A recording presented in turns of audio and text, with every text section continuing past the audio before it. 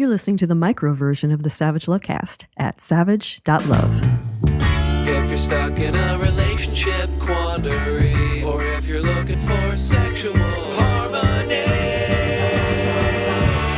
well, there's nothing you can't ask on the Savage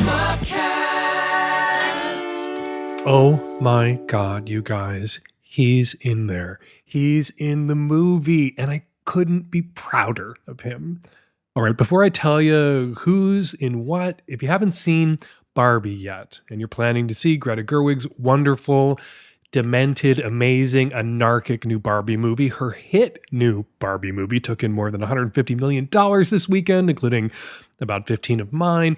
If you're planning to see Barbie, be warned, there are going to be a couple of spoilers in my intro this week. They are mild ones, minor ones. I am not giving away any major plot points, and I'm certainly not going to give away the film's final line, worth the price of admission all by itself. The theater I was in exploded in cheers. But you've been warned. I'm warning you right now. If you haven't seen Barbie yet and you're planning to and you want everything to be a surprise, don't listen to this week's intro until after you've seen Barbie. All right. So who's in there? Earring Magic Ken is in there. Earring Magic Ken is in the movie. There are a lot of Kens in Barbie. There are a lot of Barbies in Barbie, and that'll make sense to you once you've seen the movie.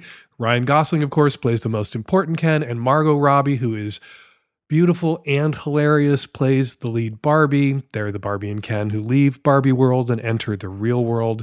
But the Ken I care about, the Ken I have a personal and professional connection with going back decades, that Ken is played by Tom Storton, an actor you might have seen in The Spy Who Dumped Me, Horrible Histories, The Windsor. He was released, that Ken, Earring Magic Ken, in 1993 and discontinued in 1994, despite being the best-selling Ken doll of all time. Earring Magic Ken came in a box wearing tight black jeans, a lavender mesh t-shirt that showed off his abs, a purple leather jacket with the sleeves cut off to show off his arms, and he had an earring. Of course he had an earring. He's Earring Magic Ken. But he also came with something else, something around his neck. More on that in a second. Gotta say, Earring Magic Ken doesn't play as prominent a role in Barbie as you would think the best-selling Ken doll of all time might, but I was worried he wouldn't be included at all due to a controversy that I helped to create with a story I wrote in 1993 that had the headline, Cockring Magic Ken. You see, the other thing Earring Magic Ken was wearing on a chain around his neck was a big, round, silver ring. Every gay man who saw that doll in 1993 instantly recognized that ring, that charm hanging on a silver chain around Ken's neck, and we recognized it as a cock ring. Wearing a cock ring on a chain around your neck, like a pendant, that was something gay men were doing in the late 80s and early 90s.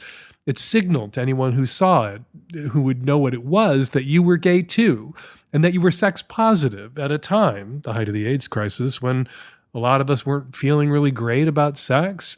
And it signaled something else. Depending on how big that ring on the chain around your neck was, it gave some hint as to how big your dick might be. The bigger the cock ring on the chain around your neck, the bigger the dick in your pants, at least in theory. Some guys engaged in false advertising wearing cock rings that were too big for their actual cocks. But by the time you figured that out, it was literally and figuratively too late to pull out. To say that Earring Magic Ken was gay-coded, understatement of the previous century. I'm trying to think of a way Mattel could have packaged that doll to make the gay coding of Earring Magic Ken any more explicit. And the only thing I can come up with is Ken not coming in that iconic Barbie box, but Ken coming floating in a jar of J-Lube like Piss Christ. People under the age of 40 might want to take a moment to Google Piss Christ. It was an artwork created by Andres Serrano in the 80s. It showed a plastic crucifix submerged in a jar of piss. It's kind of a beautiful photo. And that photograph, Serrano's photograph, was a defining culture war flashpoint in the 1980s, as big or bigger than Dylan Mulvaney holding a can of Bud Light with her face on it. There were congressional hearings, there were boycott threats, people lost their jobs. Sometimes it's comforting to look back on forgotten battles in the long culture wars because it reminds us that they do pass. Anyway, my story about Earring Magic Ken was the first thing I ever wrote that got national attention. Mattel was selling a toy to little girls, a Ken doll that came with a cock ring, which was doubly nuts because Ken doesn't have a cock, as the Barbie movie goes out of its way to remind us more than once. I got a PR person at Mattel on the phone. I told her what that thing was hanging around Ken's neck, and she denied it was what it clearly was, telling me we are not in the business of putting cock rings into the hands of little girls, which was exactly what they were doing, even if they didn't realize it, even if that wasn't the business that they were trying to do, that was the business at that moment that they were doing. I've always wondered if someone in development at Mattel, some gay dude, didn't do it at first as a joke, add the cock ring to the initial drawings and renderings, maybe to the prototype, sure that someone further up the chain of command at Mattel would spot it for what it was and flag it and demand that it be removed before it went to market, and then no one did until I did. I don't want to criticize Barbie at all because of course, because the right is coming for Barbie, complaining about Barbie, missing the point about Barbie. So over here on the left, the impulse is to defend Barbie, not just to defend it, but to declare the movie perfect in every possible way. When in actuality, I loved that movie. I'm going to go see it again, but it does drag a little bit in the real world. One character pulls a 180 on Barbie, going from hating Barbie to loving Barbie that doesn't seem fully motivated. The big Ken dance battle, the big battle of all the Kens, which was amazing to watch, could have been cut. And I gotta say, when Earring Magic Ken appeared on the screen, I was worried Gerwig had chickened out because the cock ring wasn't there. It was replaced with a necklace that had Barbie's name on it. Barbie on a chain around Ken's neck instead of the cock ring on the chain around Earring Magic Ken's neck. But during the credits, stay for the credits, they show Earring Magic Ken and a whole bunch of other dolls, but they show Earring Magic Ken very prominently, and he has nothing around his neck. And then the cock ring on the silver chain floats down into the shot, landing around Ken's neck, and it sparkles. It's as if they didn't want me to miss it. A quick word about those right-wing critics coming for Barbie like Ben Shapiro, who set Barbie and Ken dolls on fire to protest the movie, which in the logic of the Barbie film means Barbie world now has a burn ward, which is almost too terrible to contemplate. Anyway, Barbie shows us a world where the boys are second-class citizens, where men, are treated as merely decorative objects, as accessories. A world where men don't own or control anything or hold any positions of power. And the message of the film, in the end, is that this world, a world where men are objects and second-class citizens, is unworkable and unjust and unfair to men. Just as unfair, just as unworkable, just as unjust as a world where girls and women are second-class citizens who exist to be decorative objects. It's not an anti-male message. It's not pro-misandry. It's anti-misandry and anti-misogyny at the same time, which is probably what's confusing right-wing critics. The real world, like the Barbie world, the movie tells us, doesn't have to pick one or the other. It can reject both. My biggest criticism, saving it for last, well, less of a criticism, more of a note I would have given had I seen the screenplay in advance of the film being shot. As happy as I was to see Earring Magic Ken in the movie, I was sad not to see boys playing with Barbies. Barbie goes into the real world where she encounters kids who played with Barbie when they were younger, and Barbie has to think about the complicated and sometimes conflicting feelings girls have about her. Barbie thought she was empowering little girls, while little girls, once they outgrew their Barbies, saw Barbie differently. I don't think the movie needs to be about gay boys. There's a quick nod to the existence of gay people once Barbie and Ken make it to the real world in the form of some gay guys at the beach ogling Ken. But you know who was left out of this movie? All those gay men out there who played with their sisters' Barbies or their friends' Barbies when they were boys and were made to feel ashamed of themselves. Some were bullied for it, some were forbidden from playing with Barbies, some made the mistake of asking their parents for Barbie dolls for their birthdays or Christmases and got yelled at, shamed, bullied by their own families. And I wanted a glance in their direction, a nod, to the little brother of the gay best friend who loved playing with Barbies too.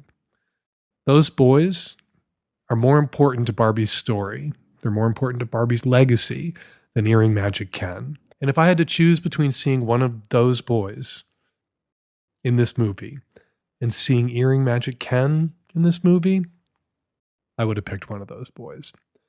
All right, coming up on today's show, tons of your Qs, lots of my As on the micro. Also on the micro, Dr. S. Max Vale, a dermatologist professor, joins me to talk about whether men should be rubbing their cum onto their heads. Does that prevent hair loss, or does that just make the hair you have stick to your head? Dr. Vale has the answer. And on the Magnum, evolutionary biologist Dr. Matilda Brindle joins me to discuss her research into monkeys and apes that masturbate, why they do it, why we do it, and what all that wanking tells us about monkeys, about apes, about primates, and about ourselves. All that coming up on today's show. Hi, Dan. I'm a 34-year-old straight cis woman living in the Pacific Northwest.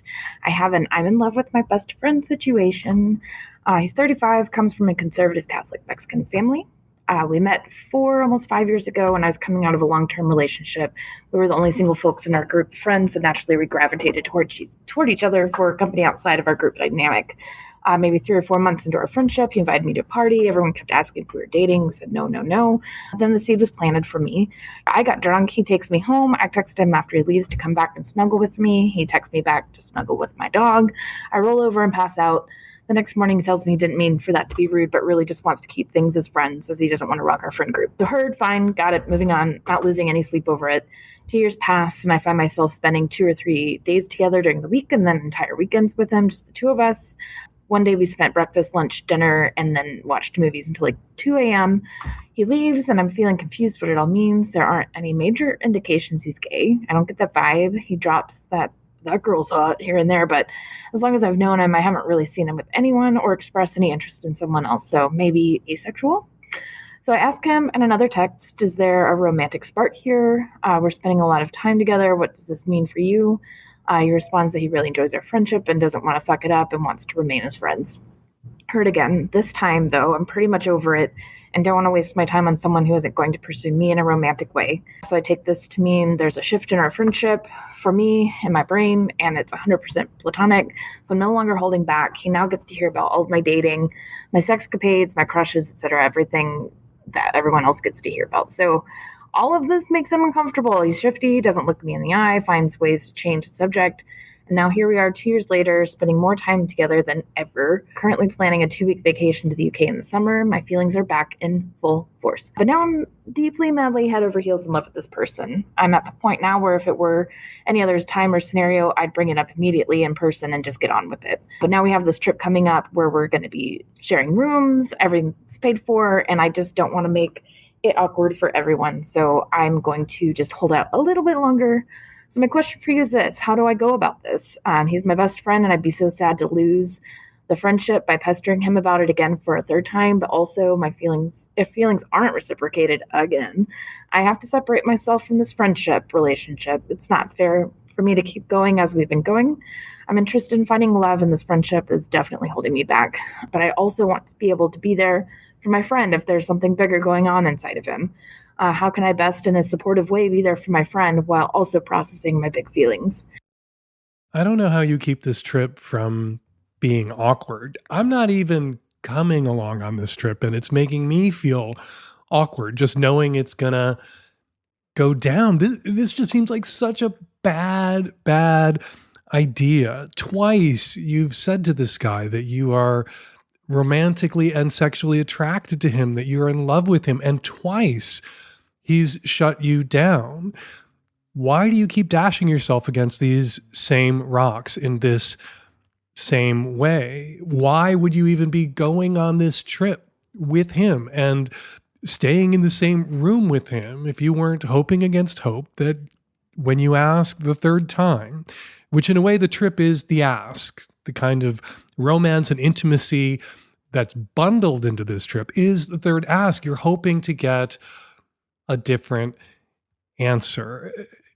I don't know how this trip doesn't end in a disaster. I don't know how this trip doesn't end with you in some pub somewhere in the UK, bawling your eyes out because for whatever reason, for reasons that he may continue not to share with you, he doesn't feel for you the same way you feel for him. And as that is most likely going to continue to be the case, it seems unfair of him and unkind of him to have allowed himself to play such an enormous role in your life, to occupy the kind of emotional space and territory that someone who did reciprocate your big feelings should occupy. You know, when you're in love with someone and they are not in love with you, it sometimes feels for that person, you know, the object of someone else's affection. It feels like making yourself available to this person who's in love with you, being there for them is the kind thing to do. And in reality, it can be unkind because it's often the feeling of absence. It's often the vacuum that is created when the person that you fell in love with, who doesn't love you, exits your life, that creates the kind of motivation and momentum that drives you to go find somebody who feels about you the same way that you feel about them or is open to catching big feelings for you. And so this person continuing to kind of be your romantic partner / best friend just without love or commitment or sex or snuggling. This person, when you said, come snuggle with me, said snuggle with your fucking dog. What he's doing right now is, I don't want to say it's malicious. It's not malicious, but it is thoughtlessly unkind because you once again have succumbed to these big feelings for him and you live in what must be, what you should regard and I regard as a kind of false hope that he's going to come around, that he's going to feel differently. And hey, maybe it'll happen. And I'm sure this is what you're subconsciously or consciously hoping will happen. You'll be on this big romantic trip together and he'll look at you and the sun will be coming through the trees. It'll be like something out of a Jane Austen novel and he'll climb out of the pond in a soaking wet shirt and realize that he's loved you all. That's not most likely going to happen. And if that was going to happen, it wouldn't have to happen in the UK. It wouldn't have to happen on a vacation. It would have happened by now already. I don't know if it's too late to buy a little travel insurance and maybe gin up a reason that you can cancel this trip. But if I were your gay best friend and you were telling me about this, and maybe I am your gay best friend right now, and you did tell me about this, that is what I would tell you to do. Find a reason that you can back out of this trip or go on some other trip alone.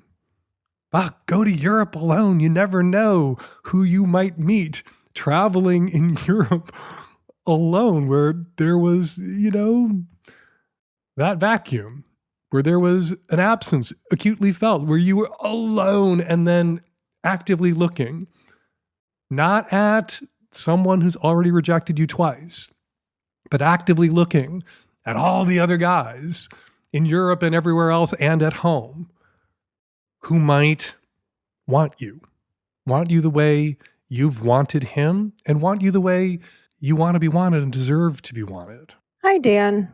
I'm a mid-30s, late-life lesbian who came out in 2018.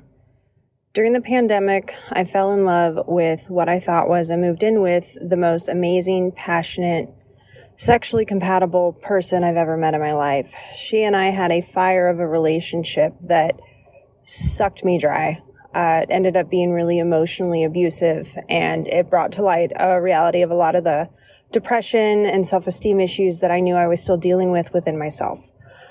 The relationship was very bad. I won't go into too many of the details. It was just emotionally controlling. I left my home state up in Washington and moved down to the South to live with my conservative but kind and supportive family, who I love very much. Through them and therapy, I have found myself again, established a good job, and am on my way to get my own place. A year ago, my last straight partner passed away suddenly from cancer. I found out after the fact, a month after the fact. We had spoken once on the phone several months prior, which was even prior to their diagnosis. But they truly are the only person I've ever loved. But they were also the relationship where I discovered that I wasn't straight. It was a hard thing to end, as I had so many expectations built into that straight relationship. But letting them go, getting therapy, and accepting my gay and queerness was one of the best things that ever happened to me. I feel more connected to who I am than ever, even though I'm deeply grieving and sometimes wake up with no idea what I'm doing. I guess I'm calling because I'm a mid-30s, late-blooming lesbian. I've had 2 lesbian relationships. My most recent one I recently ended because, again, I'm just not complete. There's parts of me that aren't willing to let go and fully let somebody in. There's huge parts of me that are still grieving for my dead ex-boyfriend. Even though I'm doing all the right steps with therapy, talking to friends, crying at appropriate times, processing emotions, I still don't feel like I'm whole. Do you have any advice for a mid-30s lesbian who just needs to finish figuring out who they are and what their identity is? How to connect with their queer community, which at times can be challenging, what to look for in therapy to really figure out who they are. Sometimes I feel like it's hard to get a therapist to move on from the initial trauma that you go to them for. I've had 2 therapists, once the main trauma's healed, be stuck on that and not be able to move on to the new things I want to focus on, like my professional career and finding my place and a way to give back to my queer community in a very bigoted state that I decided to move to. I'm happy. I'm happier than I've ever been, Dan. I'm happy as someone who almost ended their life before finally accepting they were gay. And I still feel incredibly lost. Not every therapist is a good therapist, or not every therapist, I'm sure all therapists are great therapists, not every therapist is the right therapist for us at a particular time, which is why people don't continue to see the same therapist necessarily all their lives. If instead of your therapist helping you stitch up a wound and allowing it to heal over and then moving on, your therapist is keeping emotional wounds open, well, then maybe they're just not the right therapist for you. One of the things I think people learn to do in therapy is know their own minds, know themselves, and express their own agency. And one of the ways that you can do that, one of the ways you can prove to a therapist, as painful as it might be, that they actually helped you, is to end that therapeutic relationship and move on. And sometimes instead of therapy, you know what I like? You know what I think is good? What can be helpful are Broadway musicals, because there's almost always a Broadway musical for everything.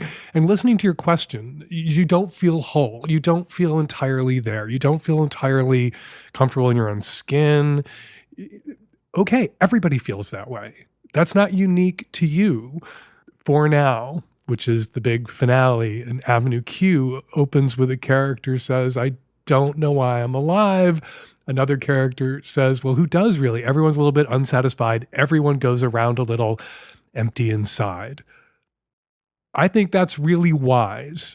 We look at other people who seem happy, healthy, functional, and they are happy, healthy, and functional. Most people are happy-ish, healthy-ish, functional-ish most of the time, but they have their moments. Everyone has their moments of feeling empty inside, feeling broken, feeling like they're going through the motions, unsure of themselves. And what do you do with that? Well, I think on some level, you accept that this isn't a problem that you can solve. It is a contradiction that you will always live with, that these moments of feeling broken or empty inside or not whole are going to exist in you side by side with all of those moments where you feel happy and fine. Your other big question, how do you connect with the queer community? You leave the house, you get away from your computer, you go places, you do things, you volunteer for shit. You say you're in the South now, things are dire for queer people in red states. All hands on deck.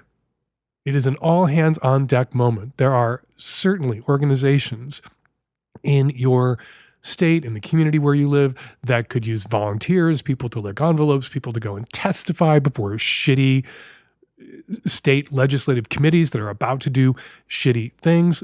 Also, though, Queer people at moments like this, queer people at all moments need to connect and experience and create joy together.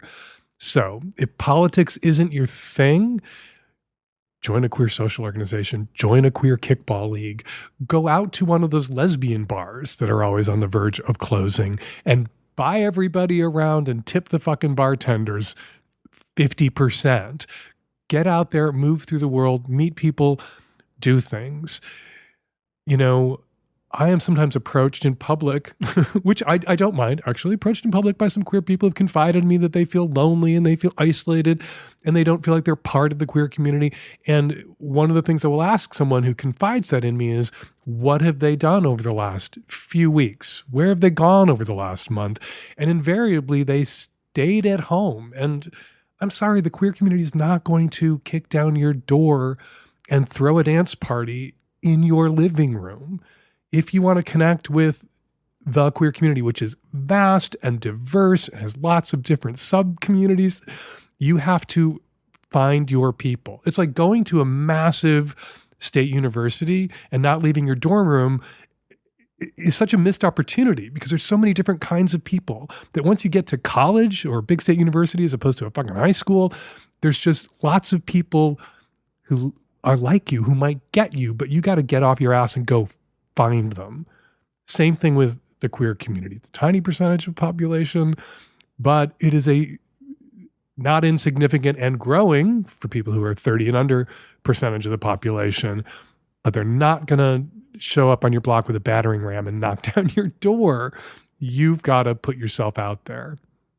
And that's going to be awkward at first. You're going to feel weird. The first time you volunteer for an org or show up for that kickball game or go to that lesbian bar, you're going to feel self-conscious because you don't know anybody.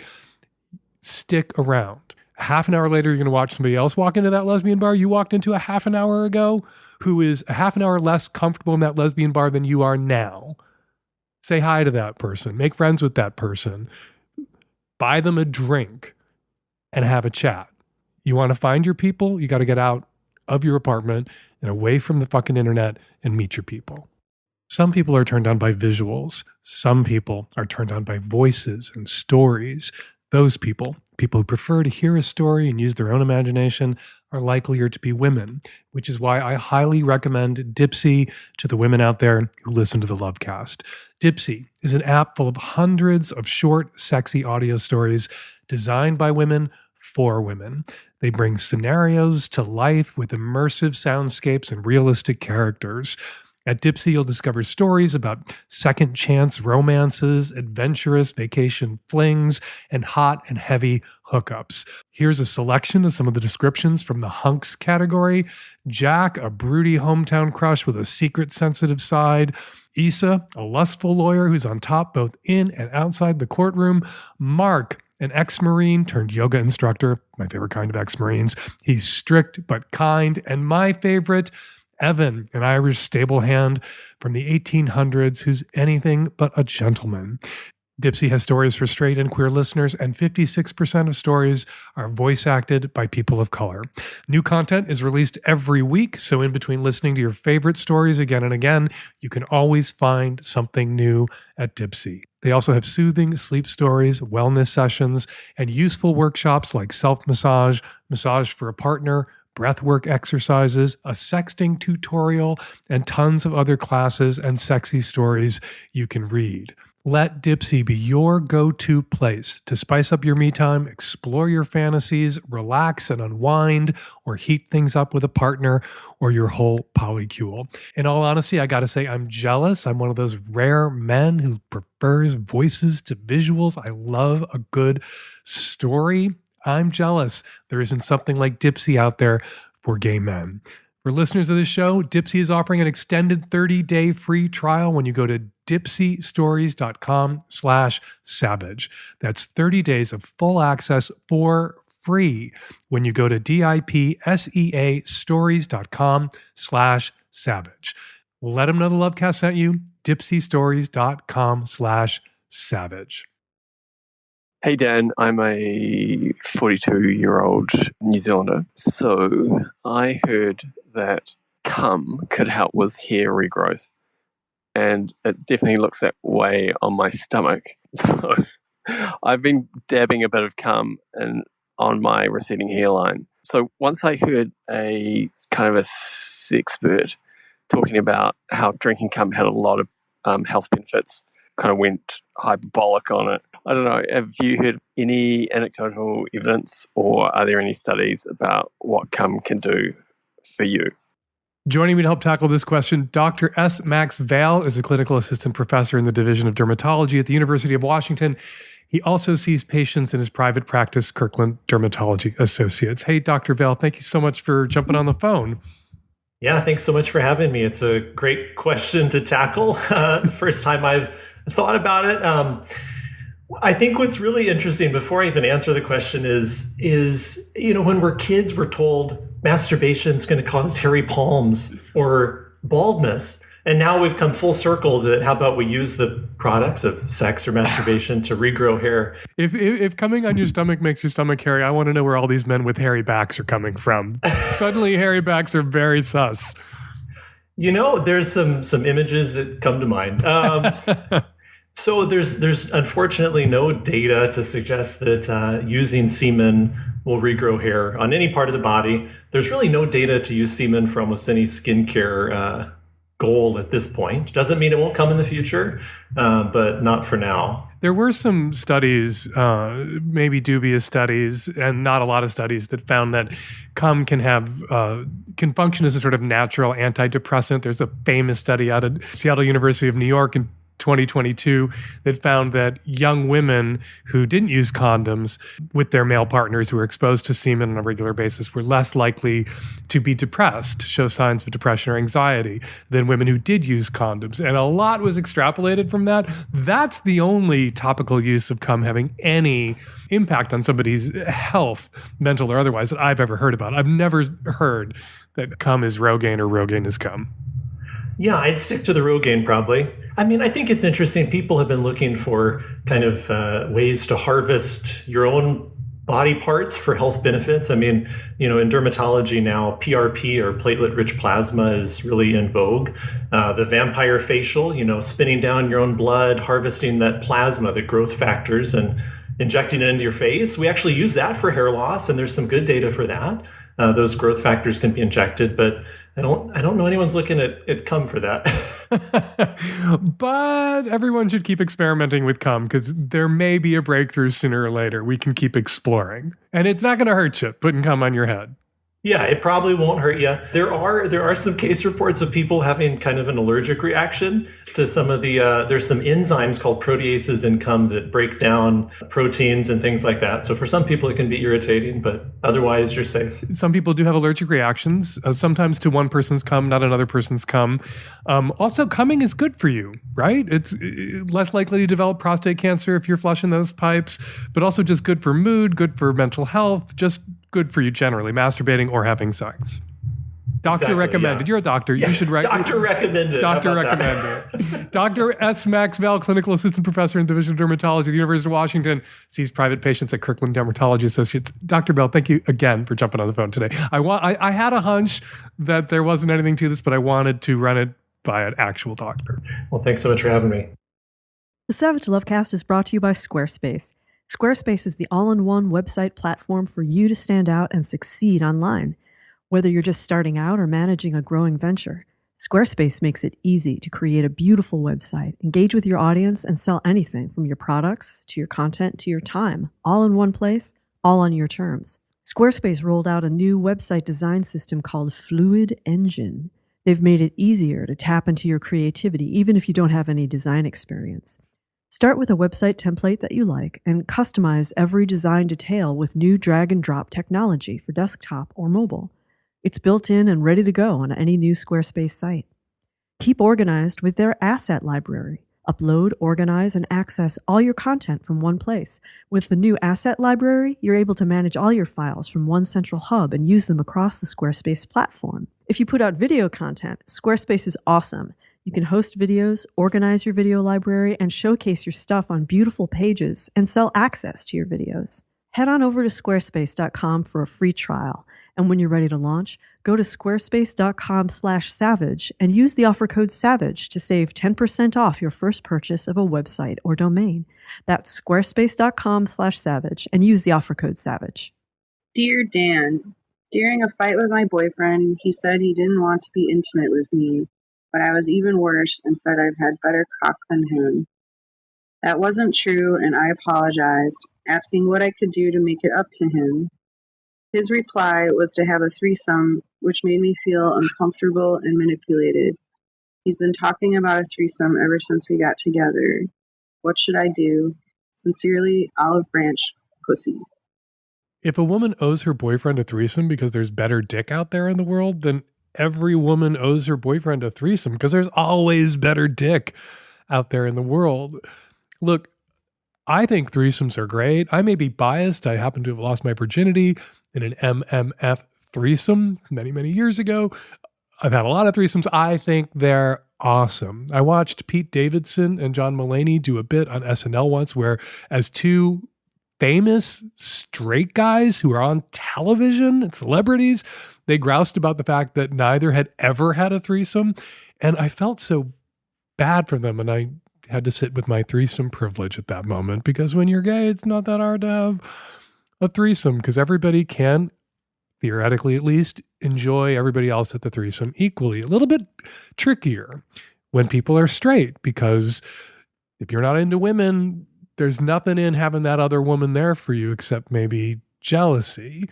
There's a minefield to tiptoe through, but it is a standard off-the-shelf fantasy for almost all straight guys, that FFM threesome. And when you look at the research, look at the data, for lots of straight and bi women, MMF and FFM threesomes. But making it up to your boyfriend that you made a shitty comment is a terrible reason to have a threesome. And if you're not interested in having a threesome, and it's not something that you ever want to do for any reason, no matter what you've said or done, that it isn't a form of penance as far as you're concerned, you need to permanently remove threesomes from the table. And if they're really that important to your boyfriend, if having a threesome is that important to your boyfriend, if it is a bucket list item that he has got to experience at some point in his life, well, then maybe you're not right for each other. Maybe you're sexually incompatible. That said, not everybody gets what they want. If never having a threesome is a price of admission that he's willing to pay to be with you, and occasionally having to listen to him grouse about it or attempt to manipulate you gently, wheedle, beg, so long as he doesn't cross a line into coercion, is something, a price of admission you're willing to pay to be with him, you don't have to break up. But you don't have to have a threesome with him because you told him the truth, that there is better dick out there. Maybe it's not true that you've had better dick, but there's definitely better dick out there. There's always better dick out there. Mattresses. When you think about how much time you spend on your mattress every night, and then you think about how long you stick with one mattress, you should get the best mattress you can. And that mattress, without question, is a Helix Sleep mattress. Helix Sleep is a premium mattress brand that provides tailored mattresses based on your unique sleep preferences. The Helix Sleep lineup offers 14 unique mattresses, including a new collection of 6 luxury models called Helix Elite. These mattresses are loaded up with super high-tech features like a built-in cooling cover, comfort layers tailored to sleeping position support, and edge reinforcement. And every Helix Elite mattress comes with a 15-year manufacturer's warranty and the same 100-night trial as the rest of Helix mattresses. Take the Helix Sleep Quiz now to find your perfect mattress in under 2 minutes, and your personalized mattress will be shipped straight to your door free of charge. For that 100-night trial, you get to try out your new Helix mattress, see how your body adjusts, and if you decide it's not the best fit for you, you are welcome to return it for a full refund. Right now, Helix is offering 20% off all mattress orders and 2 free pillows for my listeners. Go to helixsleep.com/savage for 20% off. This is their best offer yet. It won't last long. Go to Helix. Go now. With Helix, better sleep starts now.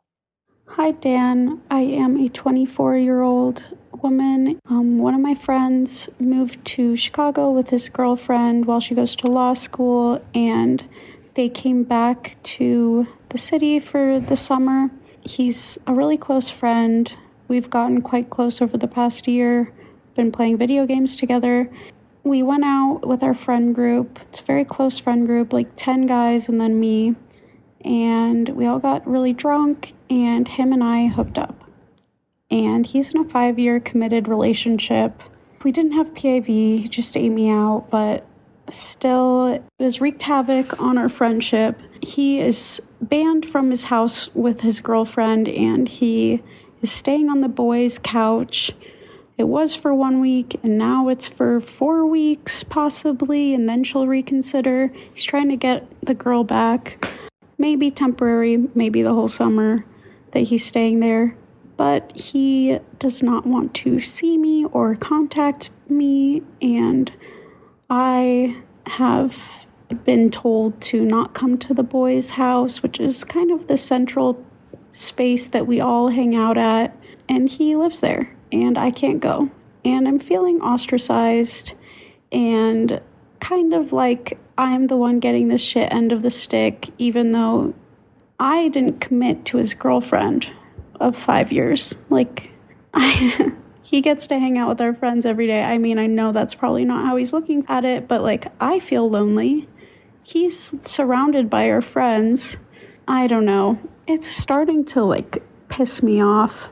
Instead of feeling guilty, I'm more feeling angry, I guess, that I'm put in this position. I don't know. What do I do? Can I be mad at him? Can I tell him to just grow up and like let me be in the same space as him and just don't talk to me? I don't feel like I owe anything to his girlfriend. Like, obviously I feel guilty, but also I did not make the commitment to her. I just got drunk and hooked up with a friend, which is not great for the friend dynamic, but it happens. You move on. It doesn't have to blow up the entire friendship. I've been friends with them for like 5 or 6 years. I don't really know what to do. Erections have consequences. Well, I guess an erection didn't come into play here, or not a erect penis, just cunnilingus. He went down on you. He ate you out. So in this case, cunnilingus has consequences. And one of the chief consequences for you right now is you're going to have to look elsewhere for companionship, for friendship. You're going to have to find some other people to hang out with. Look, it sucks. And you're not entirely blameless here. You didn't just get drunk and hook up with a friend. You got drunk and hooked up with a friend who is in a relationship. You got drunk and hooked up with a friend who had just moved to town with his partner of 5 years. And everybody found out, and it created a lot of drama. And right now, I'm sure you can understand this impulse, even if you don't like being on the receiving end of it. Right now, the person who was cheated on doesn't want her boyfriend, although he's in the doghouse or at the friend's house, to be spending time with the person he cheated on her with. And so you're currently exiled from wherever it is that he might be, and where he's staying, where he's couch surfing right now, happens to be the main party house where all y'all hang out. Look, it sucks. Obviously, the friends that you have in common right now, they're not punishing you, but they are choosing him and doing what they can do to help save his relationship, because that must be what he wants, over spending time with you. And it sucks to realize that there was a certain hierarchy in your friendships that you didn't perceive. And then an event like this brings it into view. These people, your mutual friends, value their relationship with this guy or his relationship with his girlfriend over getting to spend time with you in the short term while they work this out. Doesn't mean you're never going to see these people again, but right now it's too complicated to see these people because he doesn't want to see you and he's with them, and he doesn't want to see you because his girlfriend doesn't want him seeing you for reasons that I think you could wrap your head around. So, yeah, it sucks. Actions, like erections, have consequences. You made a bunch of choices when you were drunk. You fucked around and found out not who your friends were. I'm sure these people actually like you, but who in a crunch situation like this your mutual friends are going to prioritize, or what they're going to prioritize. And right now, they're either prioritizing him or this relationship. That doesn't mean you aren't also a priority, but you may be a lesser priority for the next 2-3 months while they work this the fuck out. Go find some other people to hang out with. Go find some other friends to lean on. Go make some new friends, because there's nothing you can do about this. You can't anger your way back into this house. You can't deploy logic. You can't shift all blame and responsibility for the cunnilingus that you had and enjoyed with this guy onto his shoulders or face. You are partly responsible for this mess. And just as he's suffering the consequences, he's in exile right now, you are also suffering the consequences. All right, before we get to this week's listener response calls, I want to share a couple of the comments left on last week's show at savage.love. Says Flora Warnbild at the top of the show, Dan, you addressed Bill de Blasio and Shirlane McRae's separation, saying that of all the straight people who made the news last week, they've been the most okay. Given that McRae identified as a lesbian for ages and claims now to hate labels, I'd say she's definitely not one of the straights. Forgive me for my whatever sort of erasure that was. Don't want to use a label here. Don't want to call it bi erasure, since we don't know if McRae identifies as bisexual. And I don't want to call it lesbian erasure, because if anyone was guilty of an act of lesbian erasure here, it was McRae when she married a cishet guy named Bill. But it was a form of erasure of some sort, and for that, I am sorry. Bill is straight, Charlene is not, and their marriage is an opposite-sex one, not a straight one. Says Solo Polly, I adore you, Dan, but please stop giving legal advice. Common law marriage is only recognized in a handful of states, and even then varies greatly from state to state. And more often than not, it has nothing to do with the folklore of cohabitating together for 7 years. Solo Polly is right. I am wrong. Common law marriage is only recognized in 8 states. Grandfathered in 6 others. And in one of those states, Indiana, you have to have entered into your common law marriage before 1958. So I'm guessing there's nobody left in Indiana who is in a common law marriage. Obviously, I have more boning up to do on marriage statutes before I open my mouth again about marriage and the law. Finally, says Joe over on Blue Sky, I'm a firm believer of Dan Savage's campsite rule of relationships. Leave them in better shape than you found them. But my campsite is basically Chernobyl right now. Well, Joe, sounds like you could use some advice. Go to savage.love/askdan to record your question for me right now. Because while I'm not qualified to give legal advice, I have helped out lots of people whose relationships were disaster sites. Never built a cement containment sarcophagus over one a la Chernobyl, but willing to try. Okay, for more listener comments and more of my responses, be sure to check out Struggle Session, posted Thursdays at savage.love, where I respond to comments, emails, and DMs at greater length. It's another perk for Magnum subs. For all the perks, become a Magnum sub right now at savage.love. And now, listener response calls. Hi, Dan. I wanted to leave a comment for the caller who recently opened up his relationship, in part because his boyfriend wanted to top, which is something that the caller was not interested in. But now the boyfriend is having experiences with other people, but exclusively as a bottom. One thing that I don't think you noticed was that the boyfriend sounds like he's been exclusively a bottom for 5 years, maybe longer, which if these are young guys could be a big chunk of his sexual experience. So he may be insecure about trying to top, or even just feel like he wants to do it with somebody that he has a little bit more of a connection with. And if he's mostly just doing hookups outside of their relationship, that's something that is going to take him a while to build up to. So This could assuage your caller because it's not that he was lied to, but rather that his boyfriend, even though he has permission to top, is not necessarily ready or is still ramping up to getting ready to do it. Hi, Dan. I'm a tech-savvy at-risk youth. I loved your conversation about therapy speak, and I wanted to just add something about the platinum rule versus the golden rule. When you're treating people with the platinum rule, you're actually treating them how they want to be treated, which means you have to do more discussing and talking rather than treating them how you want to be treated because it might not line up. Hi, Dan. Just calling in regarding your most recent episode of the Savage Lovecast, and I'm really bummed out that you did not mention female sounding at all to the caller who called asking if sounding was normal.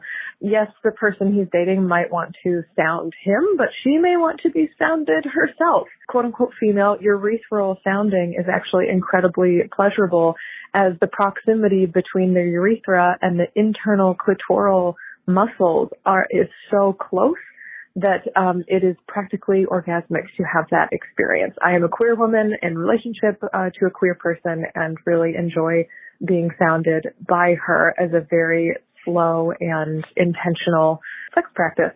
So yeah, female urethral sounding exists as well. And while the female urethra is slightly shorter than the male urethra, and the urethra should not be inserted as far, there can still be much, much pleasure derived from it. It is a different form of penetration. And we're going to leave it there. Got a question for next week's Lovecast or something to say about something I said on this week's Lovecast? You can go to savage.love/askdan to record your question or comment, or you can use the voice memo app on your phone and email your question or comment to q@savage.love, or you can give us a call and leave us a message at 206-302-2064. You can also go to savage.love and leave a comment in the comment thread. The 2023 Hump Film Festival is returning to theaters this fall. Go to humpfilmfest.com for tickets and to find out when Hump is coming to a town and theater near you. Now is the time to start thinking about getting your 5 minutes or less submission to us for Hump 2024.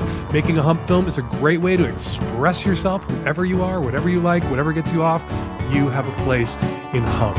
And don't forget that accepted films get a cut of Hump ticket sales. Go to humpfilmfest.com/submit to learn more about how to get your little dirty masterpiece into my big dirty porn film festival. Follow me on Instagram and Threads at Dan Savage. Follow me at Blue Sky at Dan Savage. And follow me on whatever the fuck Elon Musk is calling the social media platform he's flying into the ground at Fake Dan Savage. Follow Dr. Matilda Brindle on Twitter or X or whatever the fuck at Matilda_Brindle. Follow Dr. S. Max Vale on Instagram at Max Vale, Vale, MD. The Savage Lovecast is produced every week by Nancy Hartunian and me and the tech-savvy at-risk youth and Nancy. We will all be back at you next week for an installment of the Savage Lovecast. Thank you for tuning in.